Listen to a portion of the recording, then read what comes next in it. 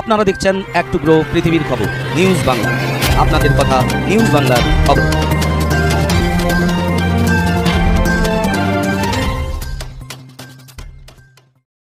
আসন্ন লোকসভা 2024 লোকসভা উপলক্ষে মেদিনীপুর কেন্দ্রে বামফ্রন্ট এবং জাতীয় কংগ্রেস সহ জনতা পার্টি, জনতা দল এবং রাষ্ট্রীয় জনতা দলের ইন্ডিয়া জোট প্রার্থী বিপ্লব ভট্টর প্রচার অভিযান চলছে। মেদিনীপুর সহ নারায়ণগড় এবং বিভিন্ন খড়গপুরের আজ ঠাকুরচকে বি.আর. আম্বেদকরের জন্মদিবস উপলক্ষে এক অনুষ্ঠান হয় এবং পথ পরিক্রমা করে এবং এই ভোট প্রচার চলছে। ত্রিমুখী লড়াই হবে মেদিনীপুর কেন্দ্রে বলে জানা গেছে এক টুকরো সূত্রে।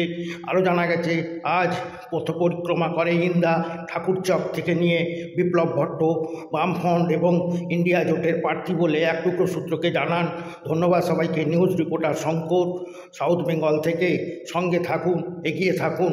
আরও জানা গেছে এই উপলক্ষে 2024 লোকসভায় বামফ্রন্ট এবং জাতীয় কংগ্রেসের সহ 22টি দল সংগঠিত ইন্ডিয়া জোট বলে জানা গেছে।